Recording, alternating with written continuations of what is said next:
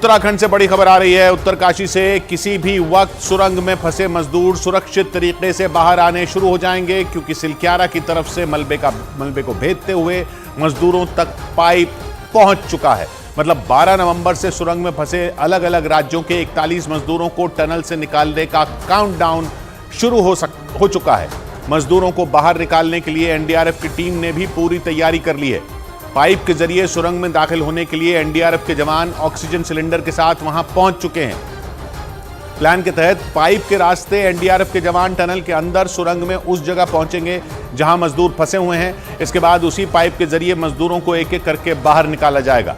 सुरंग से मजदूरों के बाहर आने के बाद फौरन उन्हें अस्पताल ले जाया जाएगा, जिसके लिए वहां बड़ी संख्या में एम्बुलेंस तैनात है। उत्तरकाशी और देहरादून के अस्पतालों के साथ ऋषिकेश एम्स को भी अलर्ट पर रखा गया है। प्रियंका कांडपाल वहीं से हमारे साथ जुड़ रही हैं। प्रियंका, तो पाइप अंदर पहुंच चुका है, जो चौड़ा वाला पाइप था वो मजदूरों तक पहुंच चुका है मलबे को भेदते हुए। अभी किशोर ये बताया जा रहा है कि उसमें थोड़ा सा ही समय रह गया, किसी भी घंटे में ये खबर सामने आ जाएगी। अभी बताया जा रहा है कि 45 से 50 मीटर का जो रास्ता है वो तकरीबन पूरा कर लिया गया है। 800 mm के डायमीटर से ये जो पाइप बिछाई जा रही है उसके लिए अब तैयारियां जो है वो तेज हो चुकी हैं। वेल्डिंग भी हमें दिखती हुई नजर आ रही है। तो अब माना जा रहा है कि किसी भी वक्त जो है, किसी भी घंटे में, आधे घंटे में, 1 घंटे में ये खबर आ जाएगी कि टनल जो दूसरा एंड है, जो मलबे के पार मजदूर फंसे हुए हैं, वहां तक ये जो रेस्क्यू पाइप बिछाई जा रही है वो पहुंच गई और एनडीआरएफ की टीम ऑलरेडी अंदर है। मतलब प्रियंका इसको यहां समझते हैं, मतलब ये जो मोटा वाला चौड़ा वाला जो पाइप है जिसके जरिए उनको निकाला जाएगा, जिसमें से एक आदमी आराम से घुस सकता है लेट के, वो वाला पाइप बिल्कुल पूरे मलबे को क्रॉस करते हुए लगभग उन तक पहुंच चुका है जहां मजदूर हैं। यानी बस कुछ ही देर में वो पाइप वहां से पूरे मलबे को भेद के उन तक पहुंच जाएगा, फिर आर पार देखा जा सकेगा और आर पार लोगों को निकाला जा सकेगा। ये माना जाए ना?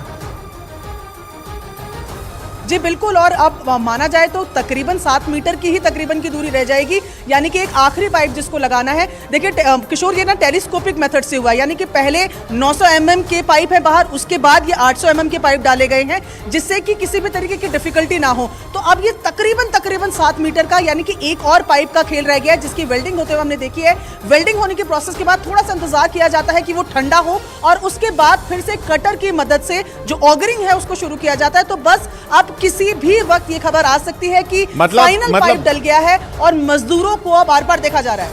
मतलब ये जो एक लंबा पाइप हम मान रहे हैं, ये अलग अलग टुकड़े जोड़ के आगे बढ़ाया जा रहा है। मतलब एक इतने मीटर का पाइप है, वो पहले अंदर घुसाया, फिर उसके पीछे वेल्डिंग की और पाइप अंदर घुसाया, उसके पीछे वेल्डिंग की और पाइप अंदर घुसाया। ऐसे करते करते पूरा मलबा क्रॉस किया जा रहा है। और अब आप कह रहे हैं आखिरी टुकड़ा जो है, आखिरी टुकड़ा 7 मीटर लंबा है। 7 मीटर लंबा अब वो वेल्ड हो गया है, और वेल्ड होने के बाद वो ठंडा करके जब वेल्डिंग ठंडी हो जाएगी उसको भी अंदर धकेला जाएगा। ये समझ में आ रहा है ना? ये सही है? जी बिल्कुल। अभी बिल्कुल जी, यही अभी तक माना जा रहा है, क्योंकि वेल्डिंग की चिंगारियां हमने कुछ देर पहले यहाँ पर देखी थी, जो अभी भी बहुत जूम करने पर हमें दिख रही हैं। तो वेल्डिंग की प्रोसेस माना जा रहा है कि चल रही है, और साफ तौर पे एक्सपर्ट्स का कहना है कि हम कोई जल्दबाजी नहीं कर रहे हैं। हमारी मशीन्स बहुत वेट बेरिंग है, लेकिन हम कोई जोर उस पर नहीं डालना चाह रहे, क्योंकि अब ऑलमोस्ट आखिरी फेज में है, तो किसी तरीके की गलती की कोई गुंजाइश नहीं है। बेहद आराम से आगे की तरफ बढ़ रहे हैं, पर वो दूरी जो है अब तकरीबन इतनी ही रहेगी, यानी कि एक पाइप और डलेगा और उसके बाद ये माना जाएगा कि अब हम पहुंच गए हैं। उसके बाद का प्रोसेस थोड़ा सा लंबा होता है, क्योंकि एनडीआरएफ की टीम पहले अंदर जाएगी, डॉक्टर्स को अंदर लेकर जाएगी। एक मिनट प्रियंका, तो आप कह रही हैं कि आखिरी टुकड़ा जो है पाइप का वो रह गया है, वो बस धकेला जाएगा तो पाइप आर पार हो जाएगा। अब जब पाइप आर पार हो जाएगा उसके बाद उधर से मजदूर नहीं खींचे जाएंगे, इधर से पहले जवान जाएंगे बाहर से।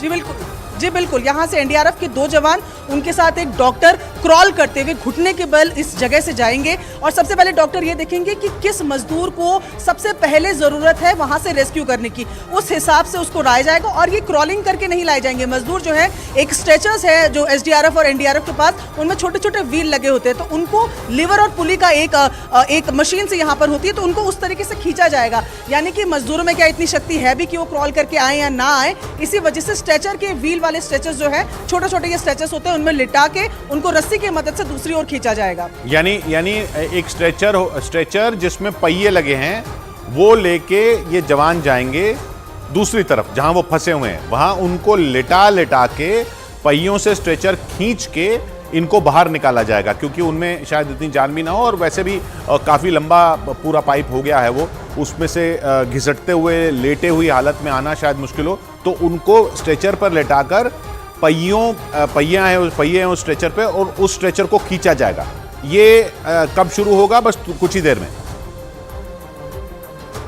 जी बिल्कुल, क्योंकि ये जो मशीन ऑगरिंग मशीन है वो काम करती जाती है और पीछे को मलबा फेंकती जाती है। तो अभी ये चैलेंज रहेगा कि 57 मीटर का जो पूरा रास्ता है वो सुरंग पूरी खाली हो जाए, वो मलबा भी जो लगातार कट होके पत्थर या मलबे को काट काट के जो मशीन आगे बढ़ रही है उस मलबे को भी पूरा खाली करना होगा। अच्छा, इसलिए हम कह रहे हैं कि एक बार वहां पर पाइप पहुंच जाए तो उसके बाद भी समय लगेगा, थोड़ा समय वहां भी लगेगा, वो मलबा भी साफ करना होगा, उसके बाद एनडीआरएफ और डॉक्टर्स वहां पर सबसे पहले पहुंचेंगे। हाँ, तो ये एक बड़ी अहम बात प्रियंका ने बताई कि ये मशीन जो है, ये जब आप पाइप अंदर धकेल रहे हैं तो मलबा उधर उस तरफ नहीं जा रहा है जहां मजदूर हैं, ये मलबा पीछे खींचती हुई जा रही है मशीन। मतलब पाइप अंदर जाता है, मलबा पीछे की तरफ से बाहर आता है, यानी वो जब पाइप अंदर जाता है तो जिस मलबे को काटता है वो दूसरी तरफ मजदूरों की तरफ नहीं गिरेगा, वो इधर बाहर की तरफ गिर रहा है। यही है ना प्रियंका?